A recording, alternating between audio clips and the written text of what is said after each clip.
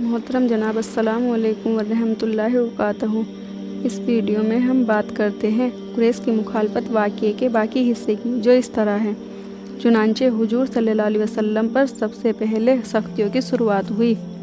شروع میں بدماش گوکھرو کانٹے دار جھاڑ لاتے اور رات کو اس راستے پر بچھا دیتے جس سے حضور صلی اللہ علیہ وسلم گزرنے والے ہوتے۔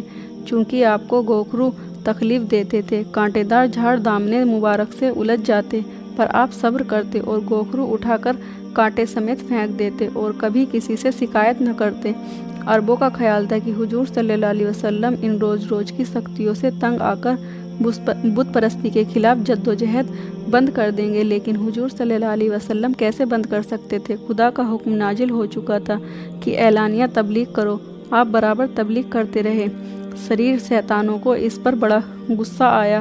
اب انہوں نے نہایت گھنونے طریقے اختیار کیے۔ رات کو جب حضور صلی اللہ علیہ وسلم اور حضور سے متعلق لوگ سوتے ہوتے تو گندگی حضور صلی اللہ علیہ وسلم کے بستر پر، کھانا پکانے کے برتنوں پر، پانی پینے کی چھاگلوں پر پھینک جاتے۔ اس سے آپ کو بڑی تکلیف ہوتی۔ ہر دن خود برتنوں کو صاف کرتے، کپڑے دھوتے، نہاتے، لیکن زبان سے کچھ نہ کہتے۔ جب عرصہ اسی طرح گزر گیا تو ایک دن اتنا کہا کہ اے بنو عبد مناف، یہ اچھا پڑوسی کا حق ادا کر رہے ہو، بھلا اس بات کا ان پر کیا اثر ہوتا؟ وہ برابر گندگی پھینکتے رہے اور حضور صلی اللہ علیہ وسلم کو حیران کرتے رہے۔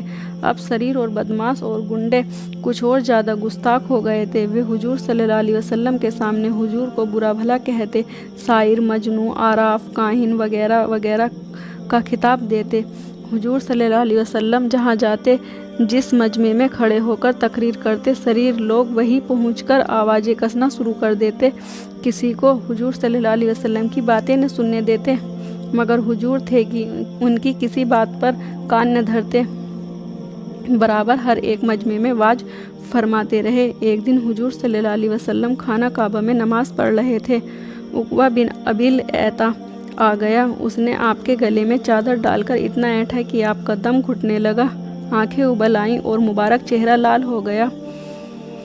اتفاق سے حضرت ابوبکر رضی اللہ عنہ ادھر سے آ نکلے۔ آپ عقبہ پر جھپٹے اور اسے دھکیل کر ایک طرف کر دیا۔ اس بیچ بہت سے لوگ جمع ہو گئے۔ حضرت ابوبکر نے بلند آواز میں کہا، کیا تم ایسے آدمی کو قتل کرتے ہو جو کہتا ہے کہ میرا رب اللہ ہے؟ یہ سنتے ہی تمام قریش کے لوگ حضرت ابوبکر پر جھپٹ پڑے اور انہیں مارنے پیٹنے لگے۔ قریش کے لوگ غصے سے پاگل ہو رہے تھے۔ اتنے میں کچھ نیک دل لوگ آ نکلے اور انہوں نے سن کر حضرت ابوبکر کی جان بچائی۔ اسی طرح ایک دن حضور صلی اللہ علیہ وسلم حرم شریف میں نماز پڑھ رہے تھے۔ بہت سے لوگ آپ کے پاس جمع ہو گئے۔ جب آپ نماز پڑھ چکے تو آپ کی شان میں گستاخی کرنے لگے۔ حضرت حارث بن اعلیٰ قریب ہی تھے، وہ آ گئے اور انہوں نے شریر شیطانوں کو واعظ رکھنا چاہا۔ لوگ ان پر ٹوٹ پڑے اور انہیں اسی جگہ شہید کر دیا۔ حضور صلی اللہ علیہ وسلم کو ان کی شہادت کا بڑا افسوس ہوا۔ اسلام کی راہ میں یہ پہلا خون تھا جس سے زمین رنگین ہوئی تھی۔ چونکہ حضرت تنہا تھے، کوئی یار و مددگار نہ تھا، تمام مکہ والے اس بات کو خوب جانتے تھے، اس لیے شیطانوں کی گستاخیاں دن بہ دن بڑھتی جاتی تھیں۔ ایک دن آپ بیت اللہ شریف میں نماز پڑھ رہے تھے۔ ابو جہل بھی موجود تھا۔ ابو جہل نے کہا، باہر ابھی اونٹ ذبح ہوا ہے، اس کی اوجھڑی پڑی ہوئی ہے، کوئی اسے اٹھا کر لاؤ اور محمد کے اوپر ڈال دو۔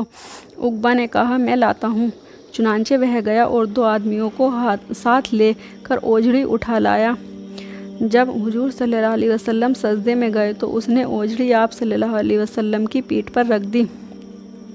دشمن اپنی اس شیطانی حرکت پر کھلکھلا کر ہنسنے لگے۔ اس مجمع میں حضرت عبداللہ بن مسعود بھی موجود تھے۔ یہ مسلمان ہو چکے تھے، دل میں دشمنوں کی اس حرکت پر کڑ رہے تھے، لیکن کچھ کہنے یا اوجھڑی اٹھانے کی ہمت نہ ہوتی تھی، چپ چاپ کھڑے رہے۔ اتفاق سے حضرت فاطمہ جو حضور صلی اللہ علیہ وسلم کی سب سے چھوٹی صاحبزادی تھی، ادھر آ نکلی۔ آپ ابھی بہت چھوٹی تھی، اپنے ابا کی یہ حالت دیکھ کر بہت دکھی ہوئیں۔ انہوں نے اپنے ننھے ہاتھوں سے اوجھڑی کو سرکایا اور کھڑے ہو کر تمام دشمنوں کو بھلا برا کہا۔ کسی کو ان سے کچھ کہنے کی ہمت نہ ہوئی۔ جب حضور صلی اللہ علیہ وسلم نماز سے فارغ ہوئے تو آپ نے حضرت فاطمہ کو की पेशानी चूमकर कहा, बेटी उन्हें क्यों बुरा कह रही हो, उनकी आंखें नहीं हैं। अगर ये पहचान लेते तो ऐसी हंसी उड़ाने की बातें न करते। तुम उनको बुरा भला न कहो, बल्कि दुआ करो कि खुदा उन्हें देखने और समझने की ताकत अता फरमाए। इसके बाद आप हजरत फातिमा को अपने साथ लेकर वापस चले आए। मुसीबतें यही नहीं ख़त्म हो गईं, बल्कि दिन ब दिन बढ़ती ही गईं। धीरे धीरे काफिरों को भी मालूम हो गया कि कौन कौन से लोग मुसलमान हो गए हैं। इसलिए उन्होंने एक बड़ी मजलिस सूरा बिठाने का इरादा कर लिया और तैयारियां शुरू हो गई। आज के लिए बस इतना ही। अगली वीडियो में हम बात करेंगे मजलिस सूरा वाक़िया की। तब तक के लिए अल्लाह हाफिज़।